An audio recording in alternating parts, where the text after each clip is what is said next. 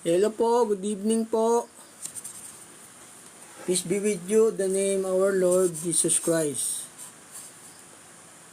Our topic for tonight, let's watch according to our Lord Jesus Christ.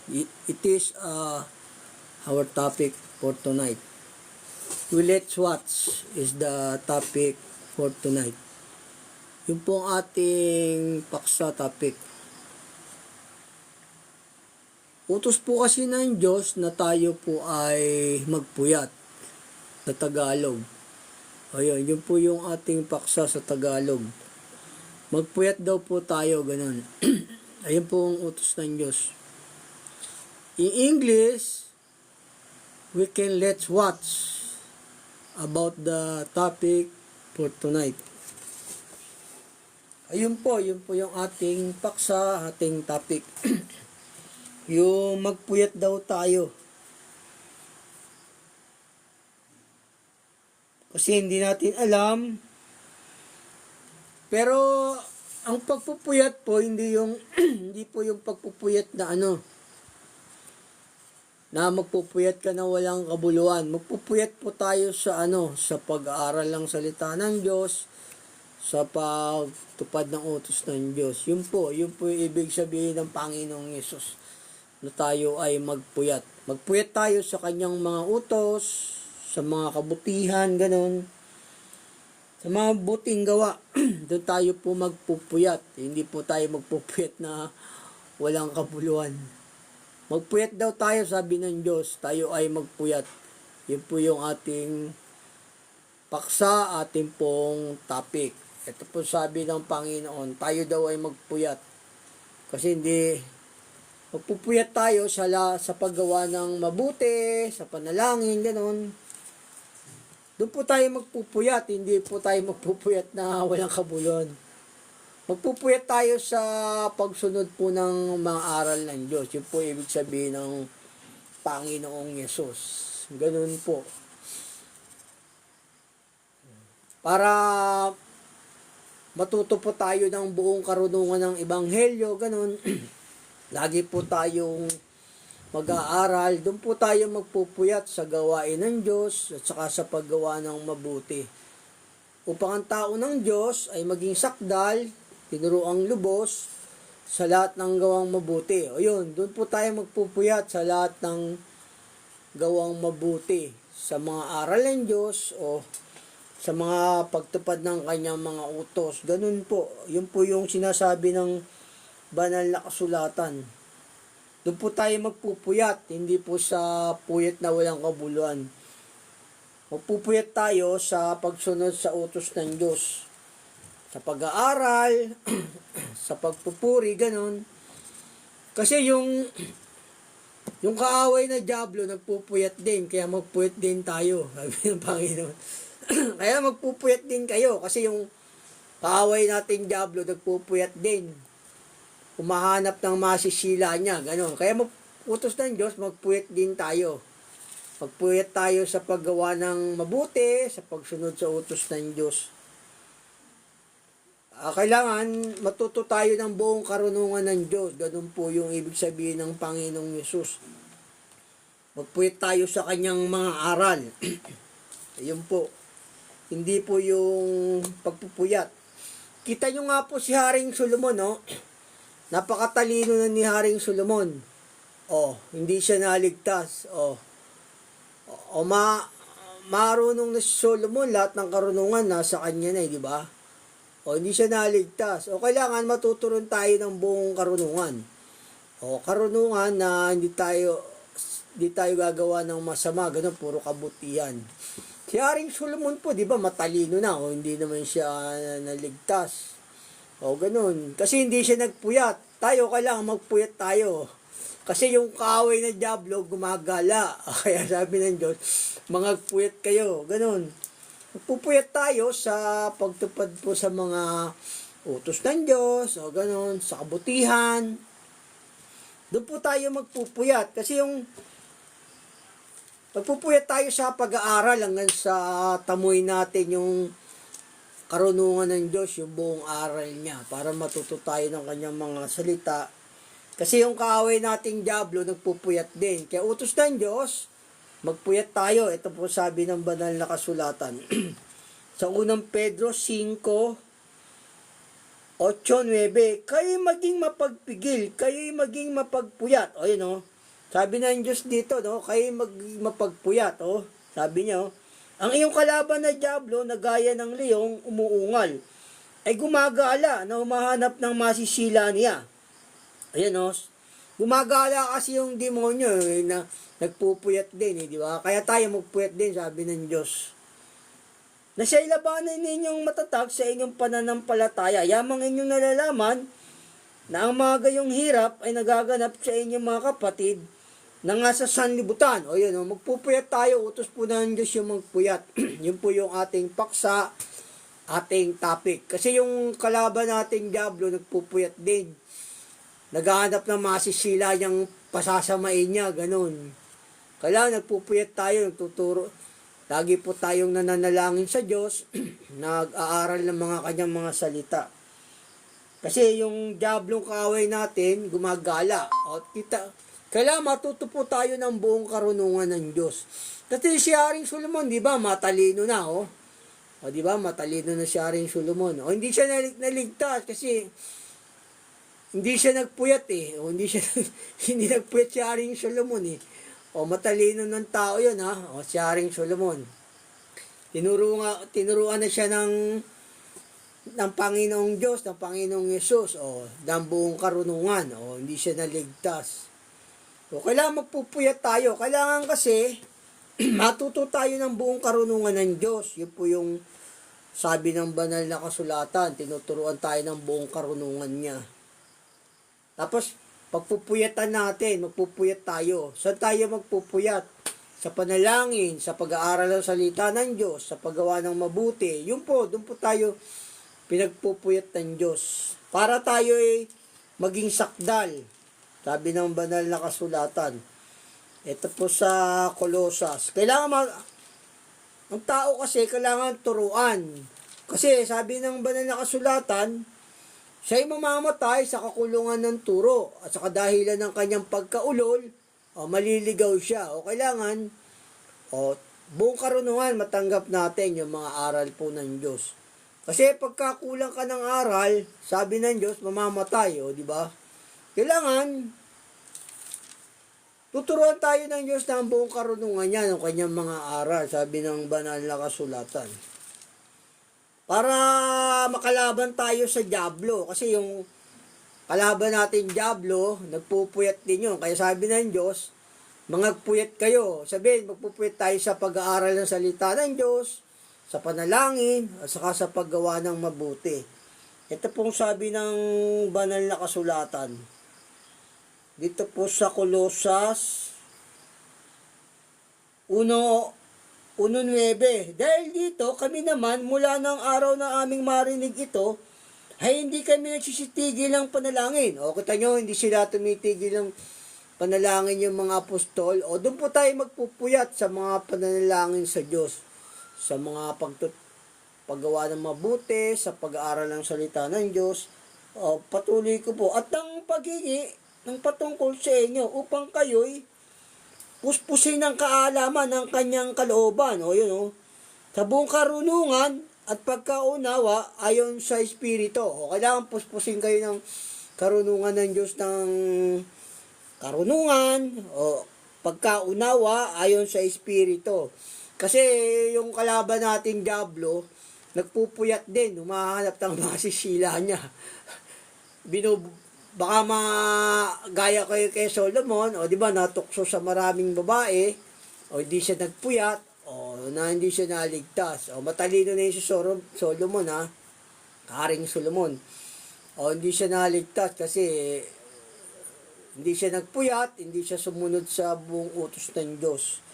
E dito, kailangan sabi rito, matuto tayo ng buong karunungan, pagkaunawa, ayon sa Espiritu. Yun, kailangan lagi po tayong nag-aaral, ng mga salita ng Diyos. Ganun po, para matuto tayo ng buong karunungan. Yun po yung sabi ng banal na kasulatan, di ba?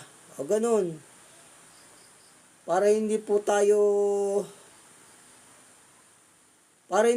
masilo ng diablo. Kasi si Haring Solomon pinabayaan niya yung utos yung gawain ng Diyos. O itinakwil siya. Sa Diyos kasi, pagka alam niyo na po yung utos, tapos hindi mo sinusunod, o tatakwil ka ng Diyos. Ganun. Pag alam mo na yung buong utos, tapos hindi mo sinunod, o itatakwil ka ng Diyos nun. Kasi hindi ka nagpupuyat. Kailangan magpuyat tayo sa gawain ng Diyos. Yung mga utos niya, ganun. Kailangan magpupuyat tayo. Susundin natin yung kanyang mga utos. Ito po si Haring Solomon, Kasi ang Diyos nagtatakwil din. Yung hindi ka nagpuyat, hindi mo iningatan yung utos, o tatakwil ka ng Diyos nun. Tatakwil ka kasi hindi ka nagpuyat, kasi kailangan lagi tayo nag-aabang sa Diyos, sa Panginoong Yesus. Para pagdating niya, mabuksan yung pintuan. Ito po sa unang kronika. Hindi naligtas si Haring Solomon, di ba? Kasi hindi siya nagpuyat. Kasi pagka ang tao po kasi alam mo na yung utos, tapos sinuway mo, o itatakwil ka ng Diyos doon, tatakwil po siya. Hindi po maliligtas yung tao. Gusto ng Diyos, yung magtitiis ka hanggang sa wakas. Ganun po. Ang magtitiis hanggang sa wakas, siyang maliligtas. O ganun. Magpupuyat ka sa pagsunod sa utos ng Diyos. Kita nyo to si Haring Solomon, Haring Solomon, hindi siya naligtas, di ba? Dahil sa mga hindi siya sumunod sa buong utos, hindi siya tumupad, hindi siya nagpuyat, itinakwil siya. Ito sabi ng banal na kasulatan. Dito po sa unang kronika, 28:9. At ikaw, Solomon, na aking anak, kilalanin mo ang Diyos ng iyong ama, at paglingkuran mo siya ng sakdal na puso at ng kusang pag-iisip, sapagkat sinasaliksik ng Panginoon ang lahat ng puso at naalaman ang lahat ng akala ng pag-iisip. Kung iyong hanapin siya, ay masusumpungan siya sa iyo. Ngunit kung pabayaan mo siya, kanyang itatakwil ka magpakailanman. Magtatakwil kayo ng Diyos magpakailanman. Pag hindi ka nagpuyat, hindi ka nagtiyaga sa pagsunod sa utos ng Diyos, ganon, ang Diyos nagtatakwil din po yan. Basta ang tinatakwil po ng Diyos, yung alam na yung utos. Tapos, sinuway mo, hindi ka sumusunod. Tatakwil kayo ng Diyos magpakailanman. Ganon. Pagka yung alam mo, gusto ng Diyos, yung magtitiis ka hanggang sa wakas. Ganon po yung gusto ng Diyos. Tatapot ang magtitiis hanggang sa wakas, siya maliligtas. Yun na, nagwakas ang buhay mo sa lupa, sa ibabaw ng lupa, sa pagsunod sa utos ng Diyos, yun po yung maliligtas. Solomon, di sumunod. Kita nyo, tinakwil siya. Nagtatakwil din po ang Diyos. Pagka yung alam mo yung utos, tapos di mo sinunod, tinatakwil niya yun. Pwera lang yung hindi mo alam yung utos. Ganun po. Pag hindi mo alam yung utos, may chance ka pa. May chance ka pa sa Diyos na maligtas nun. Pero yung alam mo yung utos, hindi ka nagpuyat, yun, hindi po. Kailangan magpupuyat po tayo. Magpupuyat po tayo sa mga utos ng Diyos, sa pag-aaral ng kanyang mga salita, at saka panalangin. Ito po ang sabi ng banal na kasulatan. Ang panalangin po kasi dito, ang sinulat ni Haring David, 7 beses siyang nananalangin sa Diyos nagpupuri siya, ganun. 7 beses at sa isang araw. Ganun po, kailangan mananalangin tayo sa Diyos. 3 beses kang kumakain sa isang araw, di ba? Panalangin mo. Pagkagising mo, bago ka matulog, manalangin ka sa Diyos. Kung ano pa yung dapat may panalangin sa Diyos. Ganun pong dapat. Yun po yung pagpupuyat na inihingi ng Diyos. Utos niya, magpuyat tayo. Kasi yung ating kaaway ng diablo, nagpupuyat din, humahanap ng mga sisila. Kailangan turuan tayo ng Diyos ng buong karunungan, kaalaman ayon sa Espiritu, sabi po sa Colosas, di ba? O yun po, ito sabi sa mga awit, 119, 164. Makapito sa isang araw, napupuri ako sa iyo dahil sa iyong matuwid na kahatulan. O, 7 beses pumupuri si David eh. Sabihin, kasama na yung panalangin po ron. O, 7 beses. Ganun po yung tamang aral ng banal na kasulatan na nagpupuyat tayo sa gawain ng Panginoon. Ganun po. Sabi nga ng Panginoon, manalangin kayong walang patid. Dito po sa Thessalonica. Sa Thessalonica 5. Dito po sa Thessalonica 5. Unang Thessalonica 5:17.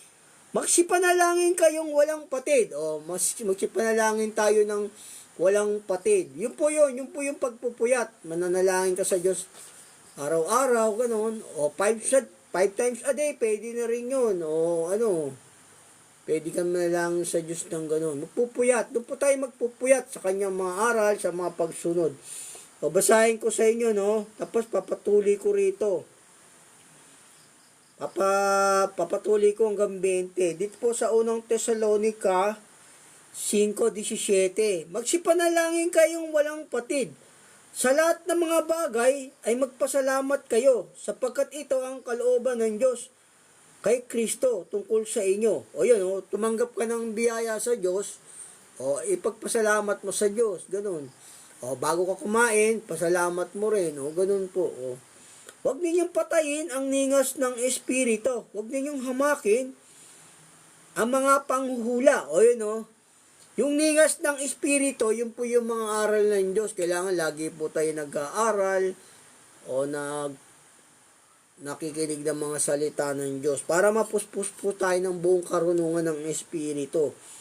Yung panghula po rito, yung pangangaral po ng mga salita ng Diyos to, dito sabi, huwag ninyong hamakin ang mga panghuhula. O yun, sabihin, huwag mo raw i-ignore yung ganon. Huwag mong i-ignore yung mga makinig sa mga aral ng Diyos, ganon. Huwag mong babaliwalain.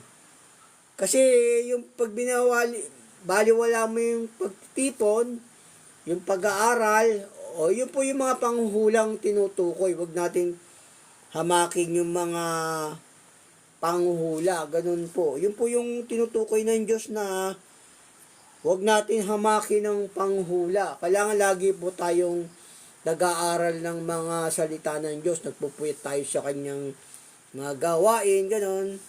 Ito po sa Hebreo, lagi tayo mag-aaral. Para pagdating ng Panginoon, mabuksan yung pintuan, sabi niya. Ito sa,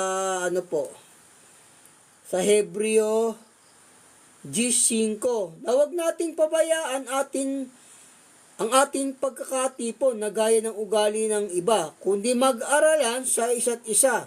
Yan, lagi tayo mag-aaral ng salita ng Diyos. Huwag nating hamakin yung mga panghuhula, ganon. Gaya ko, nanguhula ako. O by the social media tayo, di ba? Nagkakatipon din tayo rito sa pangalan ng Panginoong Diyos, ng Ama, ng Panginoong Yesus. O bago po ako mag-broadcast ng ganitong live, nanalangin muna ako sa Diyos. Kaya alam niya po yun, tayo nag-aaralan sa isa't isa. Ganun po. Nagkakatipon din po tayo sa Diyos. O, nag-aaral din po tayo. Ito sabi ng banal na kasulatan, basahin ko sa inyong muli, Dito po sa Hebreo 10:25, na huwag nating pabayaan ang ating pagkakatipon na gaya ng ugali ng iba, kundi mag-aralan sa isa't isa. Lalo na kung inyong namamalas, nalalapit na ang araw. O yun, nalalapit na ang araw. Kailangan tayo yung nag-aaral tayo, sumusunod tayo sa utos ng Diyos hanggang sa pagdating niya, o hindi man siya dumating pa, o ganun. O until the end of your life, yun po yung pagpupuyat sa Diyos. Kailangan nag-aaral tayo ng kanyang mga salita, sumusunod, ganun po. Yun po yung sinutukoy ng Diyos na magpuyat. O yun, sabi sa Thessalonica, di ba, huwag nating hamakin yung panghuhula. Isabihin yung pangangaral ng salita ng Diyos, huwag po nating itatakwil yun. Kasi pag tinakwil mo yung utos ng Diyos, yung mga aral niya, itatakwil ka niya magpakailanman.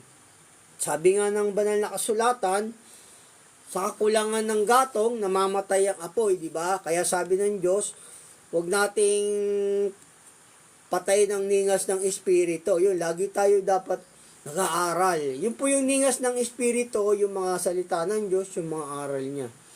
Yung mga ganun po, ito sabi po ng banal na kasulatan. Yung panghuhula po kasi, sabi ron, huwag yung hamakin ng panghuhula. Sabihin yung sa loob ng church po yun na kailangan nag-aaral po tayo ng mga salita ng Diyos. Ito po sa unang Korinto 14:1. Sundin ninyo ang pag-ibig. Dahimay, maningas ninyong pakanasain ang mga kaloob ayon sa Espiritu. Ngunit lalo na ang kayo'y makapanghula. Ayun o, nininga, yung lalo na raw yung makapanghula ka ng mga salita ng Diyos. Ayun. Yung sabi ng Diyos daw, huwag natin hamakin yung panghuhula. Yung pag-aaral po ng salita ng Diyos yun, yung mga nagsasalita tayo ng mga hula niya, mga salita niya. Patuloy ko po, no? Sapagkat ang nagsasalita ng wika ay hindi sa mga tao nagsasalita, kundi sa Diyos. Sapagkat walang nakaunawa sa Kanya, kundi sa Espiritu, nagsasalita ng mga hiwaga. Datapwat, ang nanguhula ay nagsasalita sa mga tao, sa ikatitibay, sa ikapangangaral, at sa ikaaliw. Ang nagsasalita ng wika ay nagpapatibay sa sarili. Ngunit ang nanguhula ay nagpapatibay sa iglesia. Ibig ko nga sanang kayong lahat ay magsalita ng mga wika. Datapwat, lalo na kung kayo'y magsipanghula. O yun o. At lalong dakila ang nanguhula kaysa nagsasalita ng mga wika. Maliban na kung siya ay magpaliwanag upang ang iglesia ay mapagtibay. O, yun o. Yung panghuhula doon sabi, huwag natin hamakin yung panghuhula. O, yun o. Huwag daw natin i-ignore, ganon, parang ganon, in English. Huwag natin, kasi yung, alam natin yung utos ng Diyos, yung sinuway natin, paghamak po sa Diyos yun, yung paghamak sa Diyos po yun, yung ini-ignore mo yung kanyang mga aral, salita. Paghamak po yun. Kaya sabi ng Diyos, huwag natin hamakin yung mga panghuhula. Kailangan lagi po tayong nag-aabang sa Panginoong Hesus sa pagdating niya, di ba? Ganun po, lagi tayong nag-aaralan sa isa't isa. Kasi pag dumating siya, kasi pagka tinakwil mo yung utos ng Diyos, no, alam mo na yung mga aral niya, itatakwil ka niya magpakailanman. Ganun po yun. Kaya hindi natin i-ignore yung kanyang mga aral, salita. Ginagawa po natin. Sinusunod po natin, no? Kasi pagka tinakwil mo yung mga aral ng Diyos, in-ignore mo, no? Habulin ka ng dyablo para magkasala ka, sisiluin ka, ganun. Sisiluin ka niya para magkasala ka kasi yung kaway natin dyablo, gumagala na umahanap ng masisila niya. Ito po sabi ng banal na kasulatan. Dito po sa Oseas 8:3. Itinakwil ng Israel ang mabuti. Habulin siya ng kaaway. O habulin ka ng kaaway ng dyablo. Okay? Pagka tinakwil mo yung mga aral ng Diyos. Kasi utos ng Diyos, puro mabuti po to. Wala pong inuutos ng Diyos na masama. Puro kabutihan. Mabuti po yung aral ng Diyos. No? Ayun, pagka yung itinakwil mo yung mabuting aral ng Diyos, habulin ka ng kaaway o itatakwil ka niya magpakailanman gaya ng sinabi kay Haring Solomon, di ba? Paglingkuran mo siya ng kusang pag-iisip, di ba? Sabi ko Solomon, kung pabayaan mo siya o itatakwil ka niya magpakailanman. Ganun ang Diyos. Pag alam mo yung utos, sinuway mo, tatakwil ka niya magpakailanman. Babasahin ko sa inyong muli rito. Dito po sa Oseas 8:3. Itinakwil ng Israel ang mabuti. Habulin siya ng kaaway. O, wag natin tatakwil yung mga aral ng Diyos kasi habulin tayo ng kaaway doon. Kung sinusunod natin, o ipagsasanggal lang naman tayo ng Diyos sa mga kaaway, gano'n. Ipaglalaban niya tayo, sabi ng banal na kasulatan. Paglalaban niya tayo sa diablo, gano'n. Huwag nating itatakwil. Ito sabi ng banal na kasulatan dito. Ipaglalaban niya naman tayo sa diablo pag susunod tayo sa kanyang mga utos. Ito po sabi ng Panginoon dito sa Exodo 14:14. Ito po sa 14:14. Pakikipaglaban kayo ng Panginoon at kayo'y tatahimik. Tatahimik tayo pagka yung sumusunod tayo sa utos ng Diyos, ipaglalaban niya tayo. Dito sabi sa banal na kasulatan sa may 14:14 ng Exodo. Dito naman po sa Deuteronomio, sabi rito, dito sa Deuteronomio. Etong sabi ng banal na kasulatan sa Deuteronomio 1:30, ang Panginoon ninyong Diyos ay mangunguna sa inyo. Ay kanyang ipakikipaglaban kayo ayon sa lahat ng kanyang ginawa sa Ehipto dahil sa inyo sa harap ng inyong mga mata. Pakikipaglaban tayo ng Diyos pagka yung sumusunod tayo sa kanyang mga utos, o ipaglalaban tayo ng Diyos doon. Sabi ng banal na kasulatan, ito pa sa Deuteronomio uli, sa may 3:22, huwag kayong matakot sa kanila sapagkat ipakikipaglaban kayo ng Panginoon ninyong Diyos. Huwag nating katakutan yung diablo, di ba? Sabi, pagkikipaglaban tayo ng Diyos, sabi nga ng Panginoong Yesus, huwag kayong mga takot sa mga nagsisipatay ng katawan, ngunit di naman nakakapatay ng kaluluwa, di ba? Ang kakatakutan nyo, yung nakakapatay sa laman at sa kaluluwa, sa impyerno. Yun yung kakatakutan natin, yung Ama, saka yung Panginoong Yesus. Kasi sila may kapangyarihang pumatay ng laman at kaluluwa sa impyerno. Yun po. Kailangan palagi po tayong nag-aaral ng salita ng Diyos o nananalangin tayo. Yun po yung utos ng Diyos. Para tayo ay maging sakdal, tinuruang lubos sa lahat ng gawang mabuti. Ito po sabi ng banal na kasulatan kasi kailangan hindi natin siya pabayaan yung kanyang utos. Sabi nga, yung pabayaan siya, kanya itatakwil ka niya, magpakailanman. Ganun. Kaya hindi po natin itakwil yung, hindi natin ini-ignore. Sabi nga, tinakwil ng Israel ang mabuti, habulin siya ng kaaway. Kung sumusunod po tayo sa Diyos, ipakikipaglaban niya naman tayo, ganun po. Ipakikipaglaban niya tayo sa diablo, sa mga kaaway, ganun po. Ito sa may, sa may Timoteo, ito. Kailan lagi po tayong mga nag-aaral ng salita ng Diyos para matuto po tayo ng buong karunungan at unawa, ayon sa Espiritu, di ba sabi? Yun. Ito sabi ng banal na kasulatan. Kasi gusto ng Diyos, nagpupuyat tayo sa pag-aaral ng kanyang mga salita at saka pagsunod sa kanyang mga salita. Para yung kanyang tao maging sakdal, tinuruang lubos sa lahat ng gawang mabuti. Kasi pagka yung wala kang kaalaman, kasi sa langit, ayaw ng Diyos yung yung kailangan alam mo yung mga aral niya bago ka makapasok sa langit. Ganun po. Kailangan alam mo yung kanyang aral. Kasi may gagawin tayong ugali dun sa langit Sabi ng banal na kasulatan Kailangan malaman niyo yung buong ugaliin dun sa langit. Ito sabi ng banal na kasulatan. Dito po sa unang Timoteo 3:15. Ngunit kung ako'y magluwat ng mahabang panahon, ay upang maalaman mo kung paano dapat sa mga tao na ugaliin nila sa bahay ng Diyos.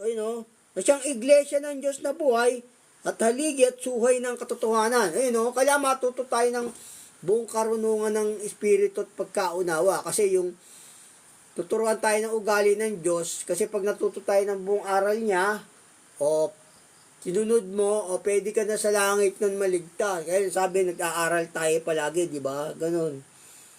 Kasi kung di ka mag-aaral ng salita ng Diyos, o hindi mo alam ang ugaliin mo ron sa langit, o paano ka maliligtas nun? Hindi mo alam ang ugali. O kung chismosa ka, o dako, hindi ka mapupunta ron sa langit. O pagka yung daldalera ka, o kailangan nag-aaral tayo ng mga salita ng Diyos. Kasi may ugaliin po doon sa langit, sa bahay niya. Dito may bahay din siya rito, kaya sa may bahay panalanginan. O kailangan matuto tayo ng buong aral ng karunungan ng Diyos. Ito po sabi ng banal na kasulatan. Dito po sa ikalawang Timoteo 3:15. At mula sa pagkasanggol ay iyong nalalaman ng banal na kasulatan ay makapagpadunong sa iyo sa ikaliligtas sa pamamagitan ng pananampalataya kay Kristo Jesus. Ang lahat ng mga kasulatan na kinasihan ng Diyos ay mapapakinabangan din naman sa pagtuturo, sa pagsansala, sa pagsaway, sa ikatututo ng nasa katwiran, upang ang tao ng Diyos ay maging sakdal, tinuruang lubos, sa lahat ng gawang mabuti. O, doon tayo magpapakapuyat sa Diyos. Yun po yung utos ng Diyos. O, magpupuyat tayo sa kanyang utos, o sa lahat ng kabutihan. Ganun po. O, para alam niyo ugaliin niyo sa bahay, sa langit, pagka naligtas po kayo. Ganun po, yun po yung sabi ng Diyos, kailangan magpuyat po tayo sa kanyang mga utos. Ganun po. Kailangan magpuyat tayo sa kanyang mga aral, sa kanyang mga salita. O gagantiin ng Diyos yung ating ginagawa, yung lagi tayo nananalangin sa kanya, yung sinusunod natin yung utos. O ganun, ito sabi ng banal na kasulatan. Dito po sa Lucas 18. Gagantiin ng Diyos yung ginagawa mo. Sabi nga, ang magpainom ng isang malamig na tubig dahil sa pangalang alagad, o hindi mawawala yung ganti, o painumin mo lang daw yung lingkod ng Diyos, di ba? O hindi mawawala ang ganti mo sa langit, sabi ng Panginoon eh. Ito, yung kung nananalangin naman tayo, o gaganti rin tayo ng Diyos, sabi rito. Sabi rito ng Panginoong Hesus, o manalangin tayong palagi. Lagi tayong susunod sa Diyos, ganun. Ibig sabihin ng pagpupuyat no, sabi ng Diyos yung utos niya. Ito po sabi ng banal na kasulatan. Dito po sa Lucas 18:1. At sinilta niya sa kanila ang isang tanlinghaga na sila'y dapat magsipanalangin lagi at huwag manglulupaypay. Ay, no, utos ng Diyos, manalangin tayong palagi. O, ganun. Doon tayo magpupuyat sa mga utos. Araw-araw, manalangin po tayo 3 times a day o 5 times a day, ganun po.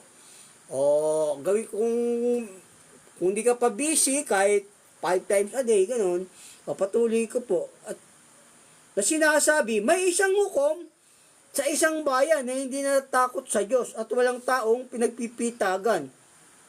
At sa bayang iyon ay may isang babaeng bao at siya'y naparoon madalas sa kanya, na sinasabi, iganti mo ako sa aking kaalit. At may ilang panahon na siya ay tumatanggi, datapwat, pagkatapos ay sinabi sa kanya sarili man, di ako natatakot sa Diyos at di nagpipitagan sa mga tao, gayon man, sapagkat nililigalig ako ng baong ito, igaganti ko siya. Baka niya ako bagabagin kapaparito. At sinabi ng Panginoon, pakinggan ninyo ang sinabi ng likong hukom. Ayun, sabi niya, hindi baga igaganti ng Diyos ang kanyang mga hirang na sumisigaw sa kanya araw at gabi at siya may papainuhod sa kanila. Ayun, igaganti ng Diyos yung ating mga ginagawa. Nananalangin tayo sa kanya palagi. Ito po sabi, sinasabi ko sa inyo, na sila'y madaling igaganti niya. Gayumay, pagparito ng anak ng tao, makakasumpong kaya siya ng pananampalataya sa lupa. Ayun, etong senaryong to, yung turong to, kasi merong hukom, di ba? O merong babaeng bao na humingi ng katarungan, ganon. Lagi siyang pumaparoon sa hukom na yon.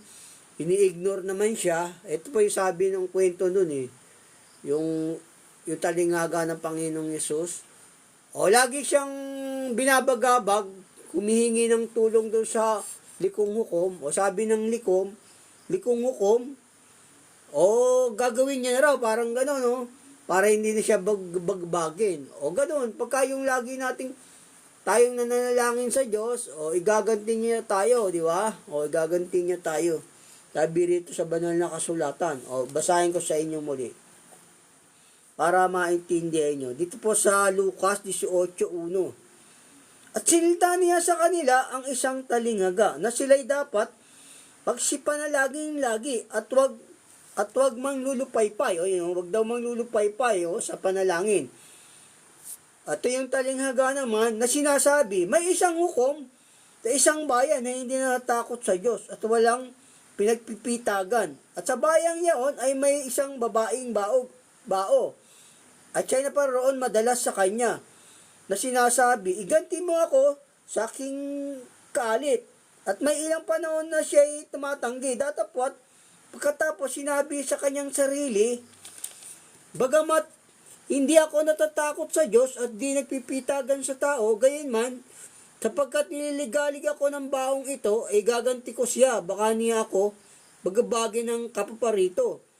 At sinabi ng Panginoon, pakinggan ninyo ang sinabi ng likong hukom.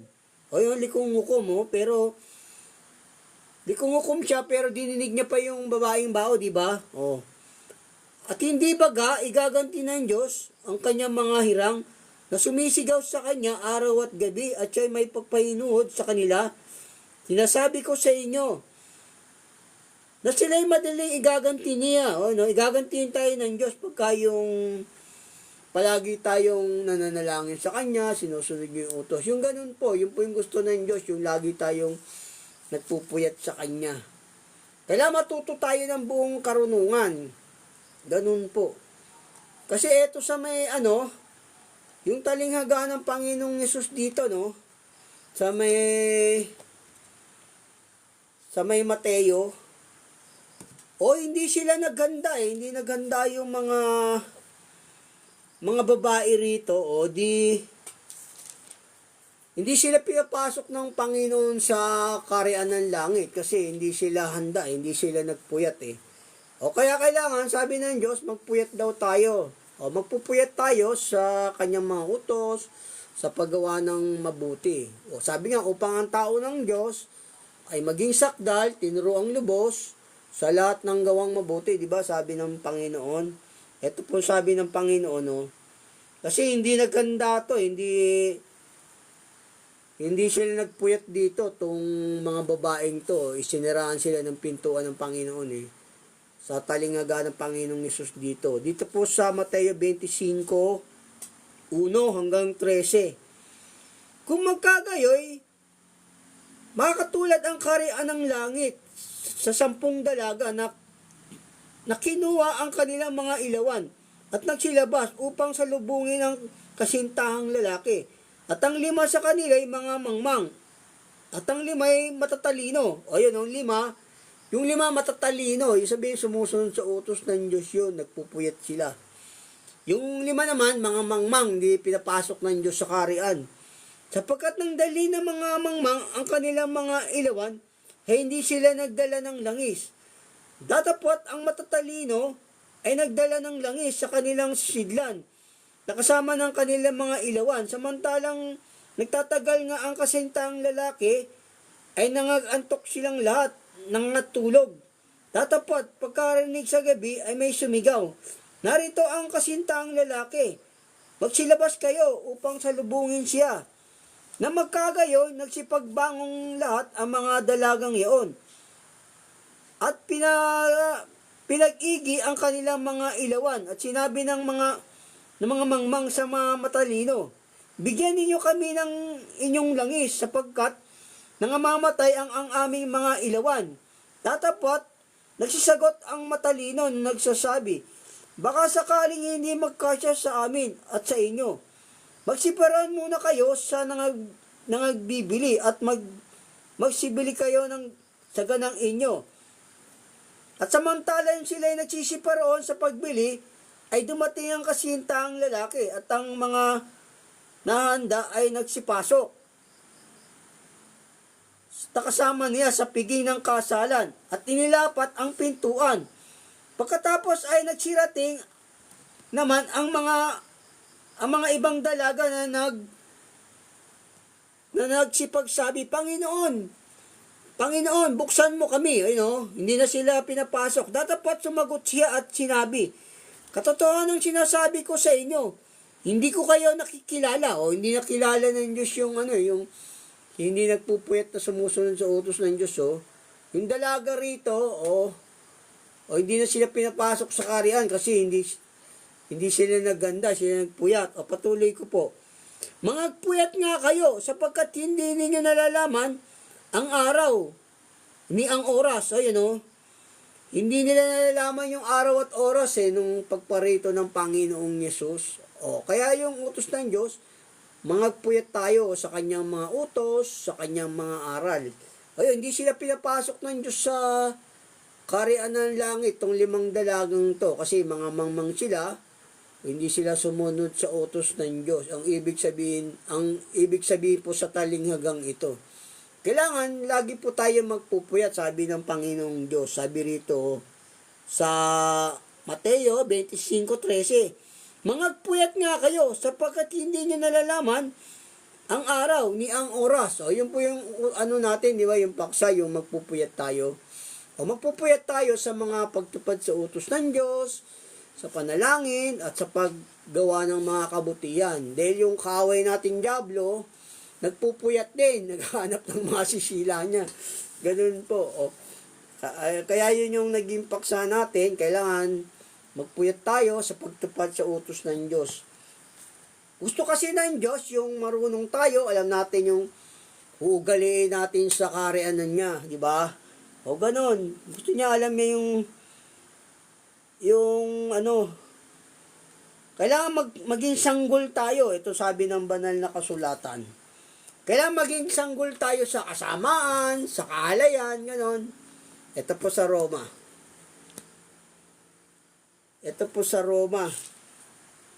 Kailangan matuto tayong magpigil sa ating mga masasamang nasa, ganoon.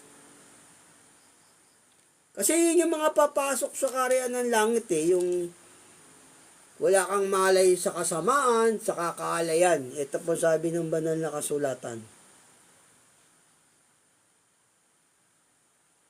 Sa may Roma 16:19, sapagkat ang inyong pagtalima ay naging bantog sa lahat ng mga tao. Kaya't nagagalak ako tungkol sa inyo. Datapwat, ibig ko na kayo maging marunong sa kabutihan at musmos sa kasamaan. Dapat matalino tayo sa kabutihan, musmos naman daw tayo sa kasamaan. Ganun.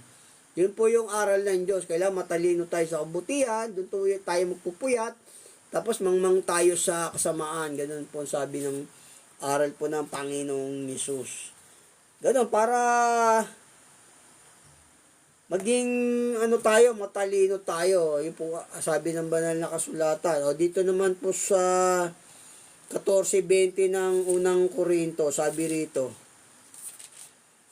ang sabi ng Panginoong Diyos, dito po sa unang Korinto 14:20, mga kapatid, huwag kayong magpakabata sa pag-iisip. Gayumay, sa kahalayan, magpakasanggol kayo. Kailangan sanggol tayo sa kahalayan. Sa kahalayan ng lahat ng mga bagay. Halimbawa, hindi ka matakaw sa lahat ng bagay. Ganun. Kung ano lang yung meron ka, okay na yun sa Diyos. Ito, sabi ng banal na kasulatan, basahin ko sa inyong muli. Dito po sa unang Korinto 14:20, mga kapatid, huwag kayong magpakabata sa pag-iisip. Gayumay, sa kahalayan, magpakasanggol kayo. Datapwat sa pag-iisip, kayo magpakatao. Yun po yung ugaliin natin sa langit, sa kaharian niya. Kailangan magpakasanggol tayo sa mga kaalayan, ganun. O ganun po. Ito pa sabi ng banal na kasulatan dito sa Pilipos. Kailangan matalino tayo sa paggawa ng mabuti. Sa kaalayan, o magpakasanggol tayo, ganun po. Ito sabi naman po sa Pilipos 15. Ito po sa Pilipos 15. 2:15 ng Pilipos. Upang kayo maging walang sala, walang malay. O yun, gusto ng Diyos, wala tayong sala, walang malay sa kasamaan at kalayan.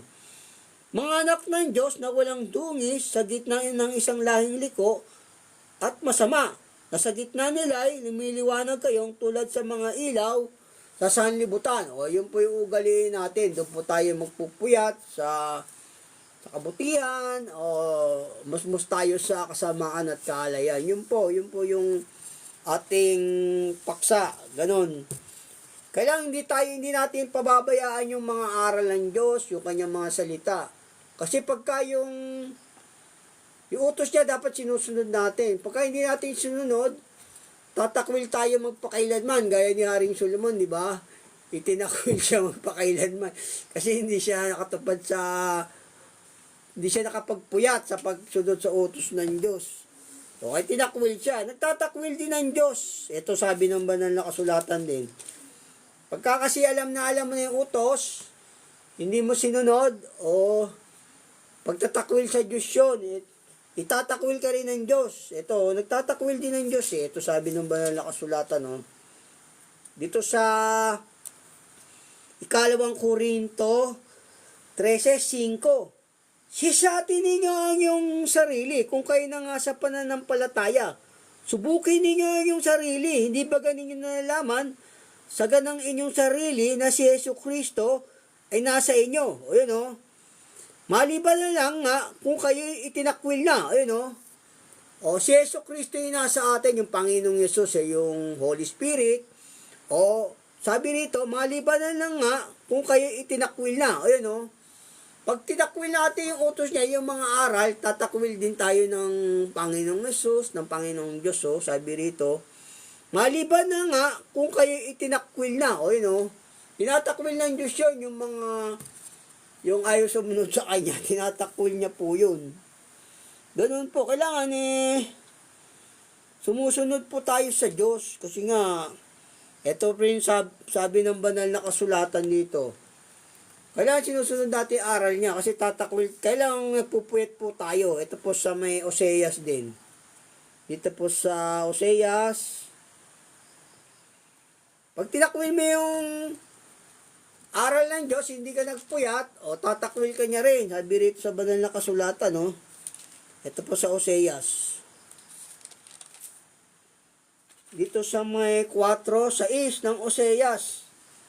Ang aking bayan ay nasira dahil sa kukulangan ng kaalaman. Sapagkat ikaw ay nagtakwil ng kaalaman, akin namang itinakwil ka. O yun tinatakwil ng Diyos yun. Yung ayaw mong mag-aral lang kaya mga utos, salita, hindi mo sinusunod. O tatakwil ka niya rin, sabi rito. Babasahin ko sa inyo muli. Ang aking bayan ay nasira dahil sa kakulangan ng kaalaman. Sapagkat ikaw ay nagtakwil ng kaalaman, akin namang itinakwil ka. O yun upang ikaw ay wag maging saserdote ko. Yamang iyong inilimot ang kautusan ng iyong Diyos, akin namang kinalimutan ang iyong mga anak. O yun kinalilimutan din ng Diyos yun. Nagtatakwil din siya ng mga ayaw magpuyat, ayaw sumunod sa utos ng Diyos. Gaya ni Solomon. Haring Solomon, di ba, matalino na. O, matalino si Haring Solomon. O, hindi nakatupad, hindi nagpuyat sa utos. O, tinakwil siya ng Diyos, di ba? Hindi siya naligtas. Ayun po, kailangan magpuyat po tayo sa utos ng Diyos. Lagi tayong manalangin, mag-aral ng salita ng Diyos. O, susunod tayo para hindi po tayo itakwil. God bless po, yun po yung ating paksang natapos. Tayo po, utos po ng Diyos, magpuyat po tayo. Kasi yung kaaway nating Diablo, nagpupuyat din, humahanap ng masisila yan, di ba? O baka para hindi tayo masila, lagi po tayong pag-aaral ang salita ng Diyos. Sabi nga, sa kakulangan ng gatong, namamatay ang apoy. O, yun. Kaya lagi tayong magagatong ng mga salita ng Diyos sa ating puso, sa ating isip, para hindi tayo mailigaw po ng dyablo. God bless po. Sa pangalan po ng ating Panginoong Hesus. Always be careful to everyone. Thank you for watching this. My gospel, our Lord Jesus Christ. God bless po. Ingat po.